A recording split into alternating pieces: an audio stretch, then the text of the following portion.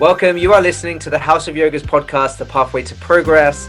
We are here to inspire yoga teachers, teachers in training, and yoga lovers who are curious about the journey of becoming a yoga teacher, developing their teaching career and business, and for anyone who wants to enhance their yoga practice and get better at life. Hey, this is Jason Pooley, and today I'm joined by the one and only Damaris Terry. Damaris is an awesome yoga teacher and a student of life. He's a great human being and a father of 4. Have I got that right, Damaris? That is right, Jay. Thank you for having me. Thanks for joining me today. I really appreciate it. It's going to be a real pleasure, and I've been waiting for this one for some time. So thanks, Damaris. Pleasure. All right, let's dive in. So, if you could choose one word, Damaris, that describes yoga, what would that one word be and why? That's actually a question I have been asked quite a few times, and weirdly, Jason, actually, it's changed over the years. But right now, the one word I would say is lifestyle. So, and to kind of expand on that, I guess, is when people one of the most common questions I can get asked, especially from younger peers that never really done yoga or they've heard of it, or they're intrigued. And the question I get asked is, what does it do for me? And of course, you get that the physical aspect that people can, visually and always kind of relate to. Most people out there can relate to is, the flexibility, the strength and everything. And then hopefully a bit of the mindfulness will come into it. But now looking at on as a whole for me, yoga is not only just on the mat, but it's off the mat. So it becomes a bit of a lifestyle. It's about how I approach myself to other people, is how I sell myself to other people, is how I teach, is who I am. I feel like yoga now is not just a practice, but a lifestyle for me.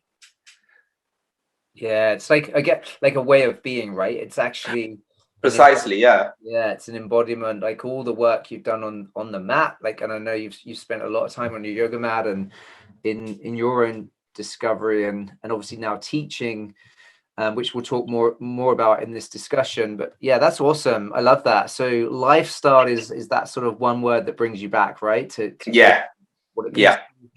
And I guess do you also mean around so obviously the way you're living your life, the way you're showing up, who you're being, but in regards to lifestyle, what you're doing day to day, is that also a part of what yoga means to you? As in, I guess you've got some freedom in your lifestyle.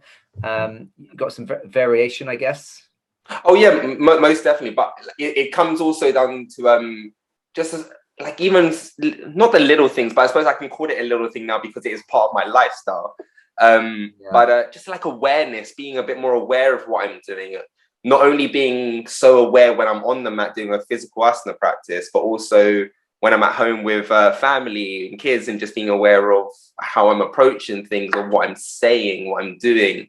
And I feel that because that's what yoga has brought to me, and I feel that's just the lifestyle that I've embodied myself into now. I love it. Yeah, it's awesome. It's an inspiration. It's funny you say that, actually. So just was sharing in a class earlier around, and it's definitely alignment here in this conversation, that yoga allows us to become more self-aware. It allows us to become more of the observer. So through yoga practice, meditation, we get to then choose, we respond and show up differently, right? Yeah. And it really does have a huge impact on the way we experience life. And yeah, no, I really appreciate you sharing that. Thank you. Pleasure. How did yoga find you, Damaris? Yoga found me a little while ago now, but how it initially found me was, so when I was probably about 15, 16, I was on the wrong side of 15 stone roughly. And I was going through this complete life transformation. I was expecting my first child. And I started working, and I just started eating a lot more healthy, going to a gym, having a good structure, routine of life. And as I started getting into the gym, I was doing all of the good things and getting to a healthy lifestyle. And at the same time, expecting to be a young father at that point. But spinning all the plates and just juggling everything around, I started seeing progression physically, internally and externally, for going to the gym, eating healthy. And then I found a lady who some people might know the name of Zara Pittman, who just qualified at the House of Yoga on her teacher training. She started doing some free sessions for youth at a local youth club. So I started joining to because I thought the more you, at the time I was very gumbo, and I thought the more you sweat, the more you could lose weight. So I was like, this could help me on the journey of my weight loss program. And it was helping, but also then I found a bit more of an enlightenment of what yoga was doing for me mentally, as well as just the flexibility as well.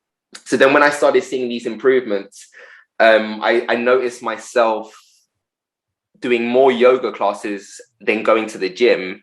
And then over a turn of probably about a year into that, I became a person who hated the gym. I hated the vibe that the gym had in comparison to a yoga studio. And then I asked, who still is a dear friend now, Zara, how can I get into more yoga? She introduced me to you, Jason, and the rest is kind of history there. That's how yoga found me, and that's how I found yoga.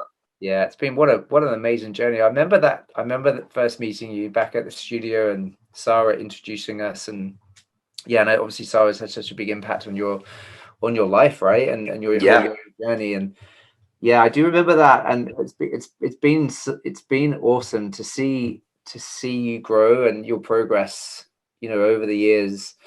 Yeah, it's great, and it's such an inspiration for others to. What a big thing, like as you were sharing, Damaris, what a huge life-changing moment for you at the age of, what did you say, 15?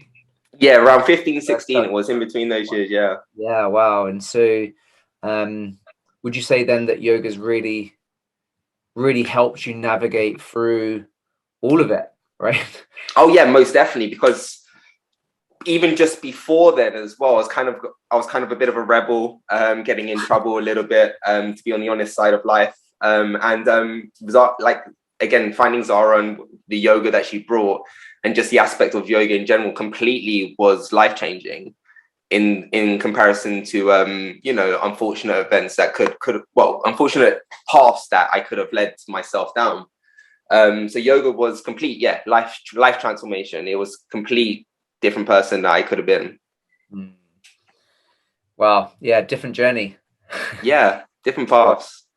Love it. So you've now been teaching for 6 years, right? You graduated from Ignite Your Passion, so teach training at the House of Yoga. Yeah. 6 years ago. Can you actually believe it's 6 years? Wow. And I know you're a very popular teacher with our yogis at the House of Yoga, and you teach in many other locations. Can you share with us and our listeners what you love, Damaris, about teaching, and also how do you continue to learn and grow so you can then give more back, right? You can then contribute more in the world as you're learning and growing. Can you just share a little bit of insight here for us? To continue growing in regards of like me being a teacher, and I suppose as a person as well, is definitely getting back onto the mat, not rejecting the mat, especially because it can be easily done as well when you can be overloaded with such a good thing that you kind of push it away. And I remember being in that space at one point, but definitely going back onto the mat and being inspired by other people can just inspire yourself, and just get yourself in that sort of mind frame again, just to be the best version of you. I really like what you said about being inspired, right? Because we can so easily go the other way and compare ourselves, especially if we're like new teachers, and sometimes find ourselves, we talk about the imposter syndrome, and that really does come from comparing to others. But actually what you're saying, Damaris, what I'm hearing is being inspired by others. That's different to being like comparing, and I think that's great. So in regards to you, would you say that you being inspired by others, then it sounds like it's giving you inspiration to stay on the mat and get back on the mat? It's true, right, that especially new teachers, they start teaching and maybe even full time and almost like neglect self practice and time, putting the oxygen mask on self and having that time on the mat. Oh, most definitely agreed. 100%. Like, I feel just in regards to that as well, there's a very fine line between, self-judging and being inspired in regards to what we're talking about. Mm. And it's just kind of realizing, instead of looking at it on one perspective, especially if you are a new teacher or even a new yogi, and you go in, and it can be a very empowering place to be, that can be overwhelming to some people. Right. It might feel like a locked door, but a lot of the time, most of the time, especially within the space that we're talking about, those doors are completely open. It's just for you to take and be inspired by it and just grab what you can. And that's, I suppose, on a new yogi's perspective, especially on a new teacher's perspective. Yeah, it can be very simple if you don't, especially if you do want to teach as well. If there is a new teachers out there and you do want to teach, don't let the self-judgment of you and yourself, or even other people, and if that judgment is there, hold you back in what your true passion is, and find it, be inspired. And fortunately as well, we have things like social media that you can easily just find people and just watch and listen, and even down to this podcast, and hopefully be inspired by that you can do what your passion is. It's just, you just got to go for it. That's it, right? I guess that's why we called our training actually Ignite Your Passion. Yeah. Really, to ignite your passion, and it's certainly done it for you and so many others. And 6 years teaching, wow! Like that's a lot of experience, and things have changed obviously in those 6 years. We've had a pandemic in pretty much in the middle of that. Yeah. The last couple of years. You're now teaching full time, right? So you're a full-time yoga teacher.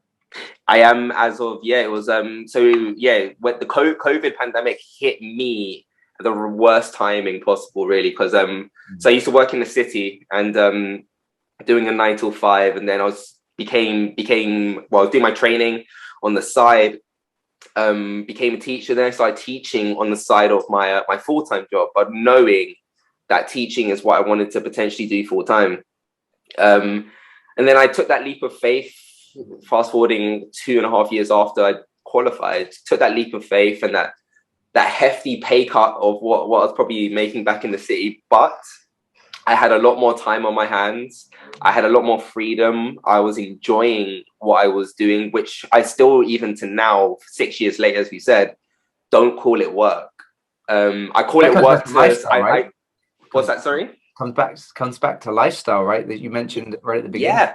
Exactly. It's not, to some people, I might say it's work just because it's easy for them to kind of label what I'm doing. But a lot of the time I'm like, oh yeah, I've got to go teach. And it's just, when it's the irony of saying, find what you love doing. If you can find what you love doing, get paid for it in that sense, because obviously we need to get paid to even live in this world. But if you can find what you love doing and get paid for it, it doesn't become work. It doesn't feel like work. And that's the stage. Is definitely where I am at with it as well. Like, do what you love and love what you do, sort of thing, right? Yeah, 100%. Love it. As we're talking about, loving what you do, what is it like? If there was, I don't know, can you give us an insight around what is it that you really love about teaching, like standing up and sharing your passion and helping others, in their own self-discovery? What is it that you really love about it? There's a load of things I love about it. First, I can go on one perspective and say I love being center of attention, as some people may know, but also just I love it comes back to that word as well, inspiring people. Being me, when I go to a practice, or if I see a certain flow of a practice and I'm inspired by that, I can only wish that I ripple that inspiration, of that feeling of inspiration, onto other people. And it's also, I love seeing progress as well within people, because I do a lot of one-to-ones as well. I've got some private clients I've got out there, and seeing the progress within their practice, physically as well as mentally, and them sometimes opening up and getting really personal with people as well, which I love as well. So I love getting intimate, personal, and just being inspirational. And that's very different, right? In regards to teaching, say, one-to-one individuals, private clients, to then maybe even smaller groups or much bigger groups. You're now used to Yeah. teaching in studios, and that environment's very different. What could you share in regards to sort of advice for new teachers that are sort of starting their journey, that they're out right at the beginning of their journey, or perhaps they've just graduated, or their first year in? Very different to say where you are now, which is 6 years in, but you've been there. What advice can you share, Damaris, around maybe a teacher that's similar to your story, that's perhaps looking to transition out of their current career, that's maybe not fulfilling them, or they're really living into their purpose, their passion? What advice can you give there? Oh, well, with that, it's if you've gone down the teacher training route and you're now a qualified teacher a teacher, yoga instructor, teacher, whatever you want to label it, and that's your true passion, you feel like that's what you want to do, and you might not even feel like that's what you want to do for the rest of your life, but that's what you want to do right now. And I feel like that's what matters a lot of the time, what's happening within the present. We say that a lot within practice because it means a lot being in the present. And if you're feeling your energy, that's what you want to do, don't leave it too long. I feel I was very fortunate in the way how things worked out for me timing wise. I feel like I didn't just take that leap of faith too early when I quit my full-time job. I made sure I was, financially stable. Things were in place. I had a few classes set up in place. So I had something to fall onto as soon as I did take that leap of faith. And as soon as I did, I saw it was 2 years for me. So that might seem like a long time for people. That might seem like a short amount of time for people, but that was enough time for me to know that I was going to, first of all, be comfortable, but also know that I was jumping into something that I wasn't going to regret. Yeah, that's beautiful. Sounds like it's been a slow and steady progression. Yeah. For some people, we're all very different, right? And it could be that, right, I'm gonna quit my job. I'm gonna quit what I'm doing, and I'm gonna take a different direction and transition to a whole new way. And for some people that works and it lands, but for a lot of people, especially myself as well, hearing you share this, Damaris, it's very similar into my background was tennis and teaching tennis full time, but I wanted to transition into the yoga world, and that took some time. It didn't happen overnight, but I guess just to be patient, right? As you're sharing. Yeah. Be patient. Keeping the vision. Keep that vision alive. Exactly. Yeah. If that's and don't because I can see, I've heard a lot of stories as well in the past that they have that vision, or they had that vision, and that vision got fuzzy, and you just kind of get in the comfort zone of being comfortable. But I say this a lot in class as well, but I say the only way we really grow as human beings is putting ourselves in uncomfortable situations, sometimes conversations, places. And it's not going to be a comfortable place to be in, because we know that, but we grow from that. And, you can be inspired by that. You can find your passion from that. And just making that vision a little bit more clearer. Absolutely. So true. For sure. And look, as you know, many of our listeners are not yoga teachers and will never be yoga teachers. That's not their thing. And that's why we've opened this up to, aspiring yoga teachers, yoga teachers, and just students like yogis, maybe early on in their yoga path and journey, or seasoned yogis that have been on the mat for many years. As a student, Damaris, which you are, and that's one thing I think is awesome, is you're a student and you're a teacher. Same really. For anyone out there that are not yoga teachers, they come into classes, wherever that be a gym or a church hall or a yoga studio like we've got at the House of Yoga.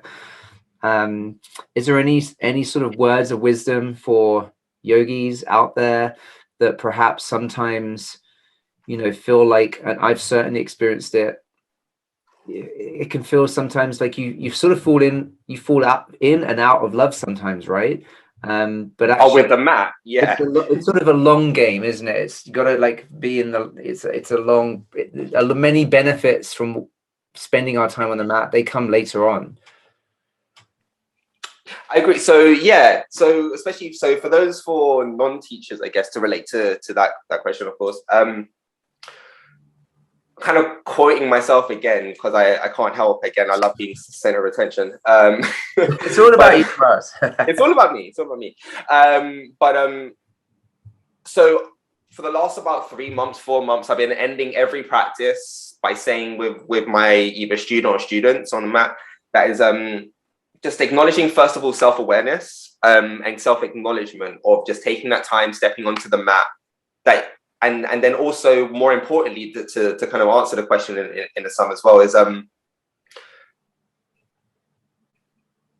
oh gosh, I completely lost my words then. Self-awareness, and notice what you're taking away from your practice. So, taking that moment to have that self-awareness, and then notice what you've gained from your practice and what you're taking away from that. And I always dare to assume from what they've taken away from their practice has been beneficial towards the lifestyle that they're currently living, whether it is a couple of tears to let that emotion out wherever they're holding back, or whether it is a complete smile and grin on their face and it's just that humbleness that they have. There's always a warmth that you feel, or a sense of release that you feel, I hope, most of the time when you step off the mat. And for those that might be going through a little bit of a problem of revisiting the mat, because you can have that love and hate sort of relationship with the mat sometimes, it's just remind yourself of why you even got on the mat in the first place. What can you gain from that next experience, or what can you open yourself to be, or even let go? There's so many options on what you can gain and take away from the mat. It's just, why would you resist that? It's sort of limitless, right? Thanks for sharing. And right at the beginning of this conversation, you talked about yoga on the mat and off the mat. And actually, the reality is that, we spend most of our time off the mat. Like even if someone is practicing an hour a day or more, or every day or a few times a week, or if teaching and, you're teaching every day, but actually in reality, we spend most of the time off the mat. And I think it's a non-negotiable really, in regards to, we know this, right? That yoga is so much more than just being on the mat. It's like embodying the experience. And for most of the time, like I'll speak for myself here, most of the time, it definitely puts me in a better place. Absolutely. Mm-hmm.